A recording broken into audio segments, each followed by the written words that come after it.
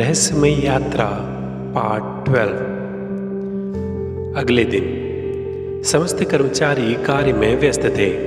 किसी ने भी कल अधूरे चले स्लाइड शो का जिक्र नहीं किया था। मिस्टर ठाकरे को मुख्य कार्यालय में बहुत खास प्रोजेक्ट प्राप्त हुआ था। इस नए प्रोजेक्ट, जो कि बहुत खास था, के लिए मिस्टर ठाकरे को तिलक की याद आई। उसकी प्रोग्रामिंग बहुत ही जटिल और कंपनी की साख के लिए गुणवत्ता चाहती थी। इसलिए सुबह सुबह ही मिस्टर ठाकरे ने तिलक को फ़ोन लगाकर इसे स्वयं ही करने के लिए कहा था। इस कार्य के लिए तिलक को शाम तक का समय भी दिया गया था। तिलक सुबह से ही उसकी प्रोग्रामिंग में व्यस्त था। गीतांजलि, सर मैं अंदर आ सकती हूँ? तिलक, बताइए गीतांजलि जी, क्या बात है? गीतांजलि, सर ज़रा प्रोग्रामिंग में फंस गई हूँ, आप थोड़ा देख लेंगे क्या? तिलक, वैसे हम किसी बहुत ज़रूरी प्रोजेक्ट में लगे हुए थे, फिर भी लाइए देखते हैं। गीतांजलि ने लैपटॉप तिलक के सामने रख दिया। तिलक बहुत देर प्रोग्रामिंग को देखता रहा और फिर तेज़ी से अपनी उंगलियां लैपटॉप पर चलाईं और लैपटॉप गीतांजलि की ओर घुमा दिया। गीतांजलि, सर यहाँ पर कुछ समझ में नहीं आ रहा है। सर आपने कुछ ठीक किया क्या? तिलक, प्रोग्राम रन करके देखिए। तिलक अपने काम में पुनः लग चुका था। गीतांजलि को लगा जैसे तिलक ने अपने काम के कारण इसे टाल दिया है, इसलिए लैपटॉप लेकर बाहर जाने लगी। तिलक, क्या हुआ? प्रोग्राम रन करके नहीं देखना क्या? गीतांजलि, सर आपने ध्यान से देखा ही नहीं और मैंने प्रॉब्लम के बारे में बताया ही नहीं, इसलिए जब आप फ्री हो जाएंगे तब मैं आती हूँ। तिलक, ठीक है, आप बाहर जाकर प्रोग्राम रन करके देखिएगा, बिना कुछ उस प्रोग्राम में संशोधन किए हुए। गीतांजलि, क्या बिना किए? तिलक, अरे संशोधन भाई, यानी एडिट किए बिना चलाकर देखिएगा। गीतांजलि बाहर चली जाती है, अपने केबिन में बैठकर बिना मन के ही प्रोग्राम रन करती है। गीतांजलि आश्चर्य से, ये कैसे हुआ? ये तो ठीक हो गया, वाह, अनबिलीवेबल। गीतांजलि तिलक के कमरे का दरवाज़ा खोलकर बोली, सर आपने तो कमाल कर दिया। मुझे तो लगा था कि आप ऑफिस चलाने में माहिर हैं, लेकिन आप तो प्रोग्रामिंग में भी माहिर हैं। तिलक, हमारा मुख्य काम तो प्रोग्रामिंग का ही है, वो तो प्रमोशन के कारण हमें यहाँ आना पड़ा। गीतांजलि मुस्कुराकर बोली, थैंक्स सर। बोलकर वह कमरे से बाहर चली गई। शाम को 4 बज चुके थे। तिलक, आखिर हो ही गया। तिलक प्रोजेक्ट मिस्टर ठाकरे को ईमेल करता है। कुछ देर बाद तिलक का फ़ोन बजता है। तिलक, गुड इवनिंग सर, आपने प्रोजेक्ट देखा? ठीक है क्या? मिस्टर ठाकरे, तिलक मन खुश कर दिया तुमने। मैंने तुम्हें प्रमोट करके कोई गलती नहीं की, आज तुमने फिर से इम्प्रूव कर दिया। तिलक, धन्यवाद सर, आपने आदेश दिया था तो शाम के पहले करना ही था। मिस्टर ठाकरे, वहाँ का ऑफिस कैसा चल रहा है? कोई दिक्कत तो नहीं? तिलक, अच्छा चल रहा है सर। मिस्टर ठाकरे, अच्छा, कोई दिक्कत नहीं। वहाँ किसी के बहकावे में मत आना, सबसे अपने अनुसार ही काम कराना। तिलक, सर यहाँ का स्टाफ ठीक है, वैसे काम के प्रति ईमानदार भी है, लेकिन सर एक बार बताइए, यहाँ ज़रूरत पड़ने पर भी कभी शाम को देर तक ऑफिस नहीं लगाया जा सकता क्या? मिस्टर ठाकरे, क्यों नहीं लगाया जा सकता? वो तो अब तुम पर निर्भर करता है। यदि ओवर टाइम लगाना चाहो तो वो भी लगा सकते हो, कंपनी उसका भुगतान कर देगी, लेकिन हाँ, सिर्फ ज़रूरत पड़ने पर। मिस्टर ठाकरे फ़ोन रख देते हैं। कमल, सर मिस्टर शर्मा को अपने प्रोजेक्ट के सिलसिले में आपसे मिलना है। तिलक, वो आए हैं या फ़ोन पर हैं? कमल, अभी तो फ़ोन पर हैं, उन्हें आने में 15 मिनट लगेगा, वो कह रहे हैं। तिलक, ठीक है, बुला लो उनको। कमल, 4:30 बज रहे हैं सर, बुला लूँ ना? तिलक, हाँ भाई, बोला तो हमने, बुला लो। कमल बाहर चला जाता है। लगभग 20 मिनट बाद मिस्टर तिलक, मिस्टर शर्मा ने कमरे का दरवाज़ा खोलते हुए कहा। तिलक अपनी कुर्सी से खड़ा हो गया। आइए मिस्टर शर्मा, प्लीज़ बैठिए। मिस्टर शर्मा, आपके हेड ऑफिस में मिस्टर ठाकरे से बात हुई थी। उनका कहना था कि आपके पास हमारे प्रोजेक्ट के लिए सबसे अच्छा विकल्प होगा। तिलक, हम पूरी कोशिश करेंगे सर, आप अपनी ज़रूरत बताएं। मिस्टर शर्मा तिलक के सामने अपनी कंपनी के प्रोजेक्ट को समझाते हैं। मिस्टर शर्मा, मिस्टर तिलक, ये प्रोजेक्ट हमें 2 दिनों में चाहिए। तिलक, 2 दिनों में? लेकिन ये तो बहुत बड़ा प्रोजेक्ट है सर, इसमें तो कम से कम 1 सप्ताह लगेगा, और वैसे भी हम गुणवत्ता का अधिक ध्यान रखते हैं। मिस्टर शर्मा, इसलिए तो हम आपकी कंपनी के पास आए हैं, लेकिन मिस्टर ठाकरे ने कहा था कि यदि तिलक तैयार हो गए तो वो 2 दिनों में भी ये काम करा सकते हैं। इसलिए मैंने आकर सिर्फ आपको ही पूछा। आप पैसों की कोई चिंता मत कीजिएगा, आपकी कंपनी जितना भी चार्ज करना चाहे कर सकती है, और इसके लिए आप अपने स्टाफ से डबल शिफ्ट में भी काम कराना चाहें तो वो भी करा सकते हैं, और उनके ओवर टाइम को भी हमसे चार्ज कर लीजिएगा। तिलक, लेकिन आपको इतनी जल्दी क्यों है? मिस्टर शर्मा, हमने ऑनलाइन प्रोजेक्ट लॉन्च करने की डेट 2 दिन बाद दे दी है। तिलक, लेकिन हमसे तो आपकी बात ही नहीं हुई थी, फिर आपने डेट क्यों दे दी? मिस्टर शर्मा, असल में जिस कंपनी से हमारी पहले बात हुई थी, उन्होंने आखिरी समय में इस काम को पूरा ना करके हमें धोखा दे दिया है। प्लीज़ आप मेरी मजबूरी को समझें। तिलक कुछ सोचकर बोला, ठीक है मिस्टर शर्मा, हम कोशिश करते हैं। मिस्टर शर्मा को पता था कि वे कहीं भी चले जाएं, लेकिन इतना बड़ा प्रोजेक्ट 2 दिनों में नहीं मिल पाएगा, इसलिए तिलक के कोशिश करने पर ही उन्हें विश्वास करना पड़ा। मिस्टर शर्मा, थैंक्स मिस्टर तिलक, आप चाहें तो आज से ही काम स्टार्ट कर सकते हैं, जिससे आपको आज की शाम और भी मिल जाएगी।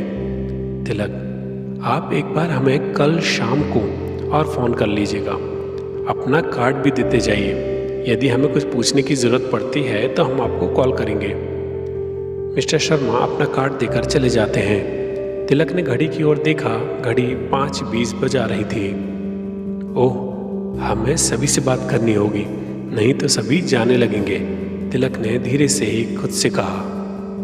तिलक अपने कमरे से बाहर आता है तो कार्यालय में सभी अपना अपना काम पूरा करने में व्यस्त थे। उनमें से कुछ बीच बीच में घड़ी की ओर देख लेते थे। कांग्रेचुलेशन टू ऑल, तिलक ने सभी का ध्यान अपनी ओर आकर्षित करते हुए कहा। जब सभी तिलक की ओर देखने लगे तब वह बोला, हमारी कंपनी के इस कार्यालय को एक बड़ा प्रोजेक्ट मिला है।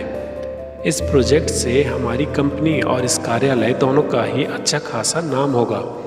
और दूसरी खुशखबरी है कि मुख्य कार्यालय से हमारे कार्यालय में कार्यरत सभी कर्मचारियों को ओवर टाइम स्वीकृत हो चुका है। ओवर टाइम की बात सुनकर सभी कर्मचारियों के चेहरे पर खुशी की लहर दौड़ जाती है, लेकिन अगले ही पल वह लहर खत्म भी हो जाती है जब उन्हें उसका अर्थ समझ में आता है। ओवर टाइम का मतलब था कि अब कर्मचारियों को देर शाम को रुककर भी काम करना होगा। रमेश उत्सुकता से ताली बजा देता है, लेकिन जब वह देखता है कि केवल वही ताली बजा रहा है तो अपने हाथों को धीरे से नीचे कर लेता है। तिलक सभी के चेहरे की ओर देखता है। क्या हुआ, आप लोग खुश नहीं हैं? गीतांजलि समझ रही थी कि इस प्रकार से शांत रहकर न केवल कंपनी बल्कि तिलक की बातों का भी विरोध हो रहा था, तो गीतांजलि ने भी ताली बजानी शुरू कर दी। गीतांजलि को देखकर अन्य सभी भी तालियां बजाने लगे, लेकिन अभी भी सभी एक दूसरे का चेहरा देख रहे थे। तिलक, अभी मिस्टर शर्मा आए थे, उन्होंने ही हमारी कंपनी को ये प्रोजेक्ट दिया है, लेकिन ये प्रोजेक्ट पूरा हो पाएगा या नहीं ये आप लोगों पर निर्भर है। गीतांजलि, सर हम लोगों पर क्यों? तिलक, क्योंकि इस बड़े प्रोजेक्ट के लिए जिसमें लगभग 7 दिन लगने वाले थे, उन्होंने हमें केवल 2 दिन दिए हैं। गीतांजलि, सर लेकिन 7 दिन का काम 2 दिन में कैसे हो सकता है? तिलक, यही तो हमें करना है। हम ही होते हैं जो स्वयं के पिछले सभी रिकॉर्ड तोड़ सकते हैं। इसलिए हमने आप लोगों से ओवरटाइम की बात की, क्योंकि इस प्रोजेक्ट को पूरा करने के लिए हमें अगले 2 दिनों तक कार्यालयीन समय के उपरांत भी काम करना होगा। सभी फिर एक दूसरे का चेहरा देखते हैं। गीतांजलि इस बार अकेले देर शाम तक रुकने का विरोध नहीं करना चाहती थी। वह चाहती थी कि कोई और इसका विरोध करे, लेकिन सभी एक दूसरे का चेहरा देखकर रह गए। किसी ने भी बोलने की हिम्मत नहीं जुटाई। तिलक, अभी 5:30 ही हुआ है। आप सभी लोग प्रोजेक्टर्स ऑन कीजिए। हम आप लोगों को प्रोजेक्ट समझा देते हैं, जिससे आप समझ सकें कि किसको क्या क्या करना है। आज हम लोग ज़्यादा देर तक नहीं रुकेंगे, लेकिन अगले 2 दिन आप लोग घर पर इन्फॉर्म करके आएंगे कि रात हो सकती है। और हाँ, ओवर टाइम आपको दिन से 2 गुनी दर पर नियमानुसार मिलेगा। गीतांजलि विकास और सुमन को प्रोजेक्टर्स ऑन करने के लिए कहती है और सभी प्रोजेक्टर्स को लेन के द्वारा जोड़ने का निर्देश भी देती है। कुछ ही समय में प्रोजेक्टर्स तैयार थे। मुख्य कंप्यूटर में तिलक मिस्टर शर्मा द्वारा दी गई सॉफ्ट कॉपी फाइल को कॉपी करता है और प्रोजेक्ट के बारे में समझाना प्रारंभ करता है। तिलक के समझाने एवं प्रोजेक्ट के काम को सभी में बांटने के तरीके से सभी प्रभावित थे, जिस कारण सभी का ध्यान समय के स्थान पर काम पर लग चुका था। किसी को भी अंदाजा नहीं हुआ था कि घड़ी 6:40 बजा रही थी। आकाश कार्यालय के अंदर प्रवेश करता है तो प्रोजेक्टर्स के कारण मुख्य लाइट्स बंद होने और सभी के काम में लगे होने पर आश्चर्य से गीतांजलि की ओर इशारा करता है। बार बार इशारा करने पर गीतांजलि का ध्यान आकाश की ओर नहीं जाता है, तो आकाश घड़ी की ओर देखने के लिए इशारा करता है। गीतांजलि घड़ी की ओर देखती है तो उठकर खड़ी हो जाती है। घड़ी 6:45 बजा रही थी। गीतांजलि को अचानक से खड़ा हुआ देखकर तिलक, जो कि प्रोजेक्ट के बारे में समझा रहा था, रुककर गीतांजलि की ओर देखने लगता है। गीतांजलि ना चाहते हुए भी पुनः बैठ जाती है। तिलक अपना वक्तव्य पुनः प्रारंभ कर देता है। तिलक को कार्यालय के पीछे की ओर कुछ नकारात्मक ऊर्जा की अनुभूति होने लगी थी। तिलक घड़ी की ओर देखता है तो अंधेरा होना प्रारंभ हो चुका था। तिलक अपने वक्तव्य को खत्म किए बिना आज नहीं जाना चाहता था। पीछे टेबल के ऊपर रखा गुलदस्ता धीरे धीरे किनारे की ओर खिसकना प्रारंभ होता है। तिलक अपनी स्पीच के साथ साथ उस पर भी ध्यान दे रहा था, लेकिन इस तरीके से कि किसी को इस बात की खबर ना हो। जैसे ही गुलदस्ता टेबल के किनारे पर पहुंचता है और गिरने ही वाला होता है, तिलक एक क्षण के लिए उसकी ओर देखकर उसे वहां रोक देता है और फिर से अपने प्रोजेक्ट को समझाने में लग जाता है। कुछ ही देर में प्रोजेक्ट पूरा होता है। सभी तालियां बजाने लगते हैं और आपस में तिलक सर की प्रशंसा करते हैं। मुख्य लाइट्स ऑन कर दी जाती हैं। तिलक, तो साथियों, कल सुबह से ही हम सभी को इस काम को करने में लग जाना है। तिलक की बात पूरी होने पर लगभग सभी का ध्यान घड़ी की ओर जाता है। 7 बज चुके थे। सभी आश्चर्य में थे कि इतने बजने के बाद भी अभी तक कुछ अनहोनी कैसे नहीं हुई थी। सभी ने अपने अपने कंप्यूटर्स बंद किए और बाहर निकलने लगे। सभी के जाते जाते 7:10 हो चुका था। अंत में तिलक और रमेश के निकलते ही आकाश ने कार्यालय लॉक कर दिया। नीचे जाकर तिलक ने ऊपर कार्यालय की खिड़की की ओर देखा तो साथ साथ रमेश और आकाश की भी नजर चली गई। जैसे ही तीनों ने उस खिड़की की ओर देखा, अंदर बल्ब की रोशनी में एक परछाई दिखी और फिर अंधेरा हो गया। आकाश, सर ये क्या था? रमेश कुछ बोल पाता उससे पहले ही तिलक बोला, कुछ नहीं, शायद इस बार बल्ब फ्यूज हो गया होगा। तिलक जोरों से हंस देता है। रमेश तिलक की हंसी से फिर परेशान हो जाता है। रमेश मन ही मन में सोचा, जब बात डरने की होती है तो ये हंसने लगते हैं। हे भगवान, कैसे कैसे इंसान बनाए हैं आपने। आकाश बिना कुछ बोले तेजी से मुख्य द्वार की ओर जाता है और अपनी बाइक उठाकर चला जाता है। रमेश, सर आप रोज़ रोज़ परेशान होते हैं तो मुझे अच्छा नहीं लगता, मैं ऑटो कर लेता हूँ।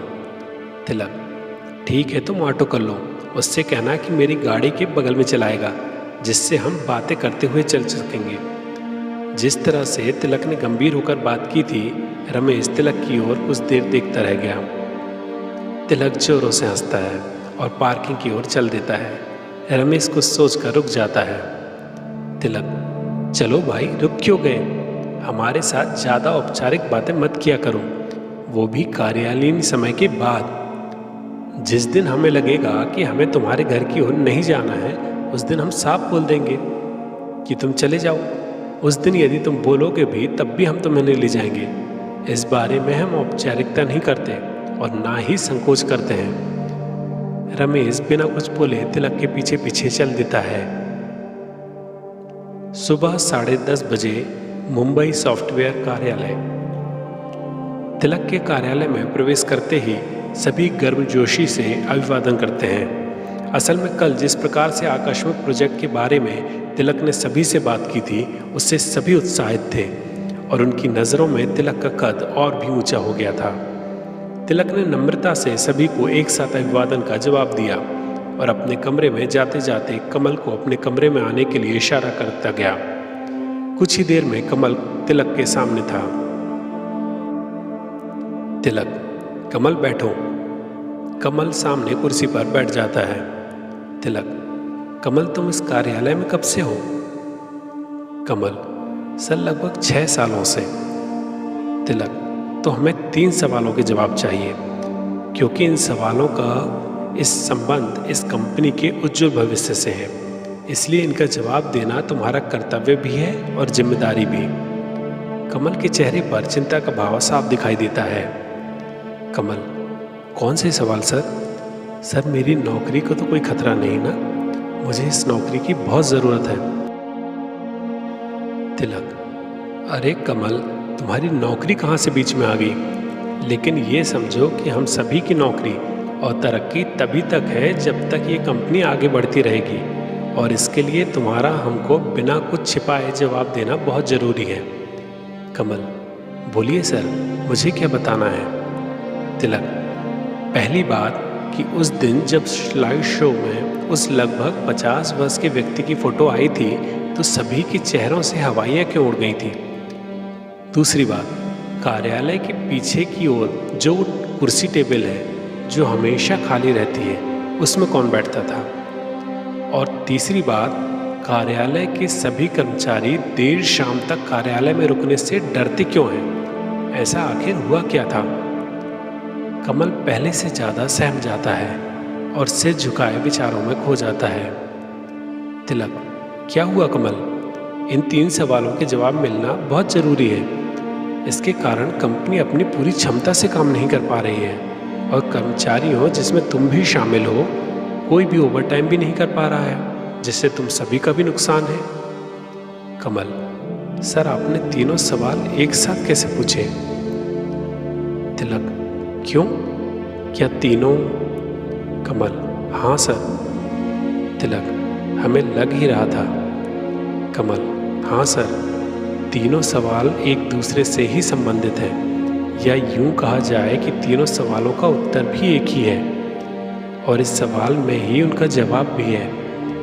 वो जो फोटो थी वह उन्हीं की है जो उस पीछे वाली कुर्सी टेबल पर बैठते थे और जिनके डर के कारण लोग देर शाम तक कार्यालय में रुकने से डरते हैं। तिलक, तो क्या वो अब?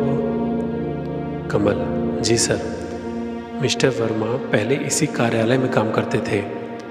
वे बहुत ईमानदारी से काम करते थे। कंपनी में मुख्य प्रोग्रामर कंपनी से रिटायर होने वाले थे। इस कारण कार्यालय में प्रतिस्पर्धा का माहौल था। हर कोई प्रोग्रामर मुख्य प्रोग्रामर बनना चाहता था। वर्मा जी इसके प्रमुख दावेदारों में से एक थे। फिर उनकी फैमिली में कुछ परेशानी के चलते वे गुमसुम से रहने लगे, जिस कारण वे अपना बेस्ट कंपनी को नहीं दे पा रहे थे। धीरे धीरे आपके पहले वाले बॉस ने उन्हें काम के लिए चेतावनी देनी प्रारंभ कर दी। वर्मा जी जानबूझकर ये सब नहीं कर रहे थे। फिर दिन आया जब मुख्य प्रोग्रामर रिटायर हुए और वर्मा जी को वो जगह नहीं दी गई। उस दिन से उन्होंने सभी से बातचीत बंद कर दी। पहले उनकी कुर्सी फ्रंट पर थी, लेकिन उसके बाद उन्होंने स्वयं ही सबसे आखिरी की कुर्सी पर बैठना शुरू कर दिया। लगभग 4 माह बाद एक शाम जब कार्यालय से सभी लोग चले गए, तब भी वे ये कहकर रुक गए कि उन्हें अभी कुछ और भी काम है, इसलिए उन्होंने कार्यालय की चाबी भी खुद ही रख ली। कमल किसी सोच में खो गया। तिलक, उसके बाद क्या हुआ? कमल, दूसरे दिन जब कार्यालय में सभी आए तो वर्मा जी उसी कार्यालय की आखिरी कुर्सी पर बैठे सामने टेबल पर सिर रखकर झुके हुए थे। तिलक, फिर? कमल, उनके पास जाकर जब सभी ने देखा तो शायद वो रात को ही दिल का दौरा पड़ने के कारण नहीं रहे थे। तिलक, हे भगवान। कमल और तिलक कुछ देर शांत बैठे रहे। कमल सिर नीचे झुकाए बैठा रहा और तिलक कुछ सोचते हुए अपनी टेबल की ओर देख रहा था। अचानक तिलक की आंख से पानी की बूंद उसके गालों से होकर टेबल पर गिरने ही वाली थी कि उसने अपने एक हाथ से उसका रास्ता रोककर उसे साफ कर दिया। तिलक, कमल, वर्मा जी के उस पीछे की कुर्सी पर बैठने से पहले उस कुर्सी पर कौन बैठता था? कमल कुछ सोचने की कोशिश करता है। सर, वैसे उसके पहले क्योंकि स्टाफ कम था इस कारण वो जगह भी खाली थी। तिलक, तो क्या उसके पहले भी लोग उस कुर्सी पर बैठने से कतराते थे? कमल, वैसे किसी ने इस बारे में कभी चर्चा नहीं की, लेकिन फिर भी एकदम पीछे और एकांत में होने के कारण शायद उस पर कोई नहीं बैठता था। तिलक, ठीक है कमल, आज तुमने कंपनी के प्रति अपनी वफादारी साबित की है, क्योंकि पिछले कई दिनों से किसी ने भी इस बारे में नहीं बताया।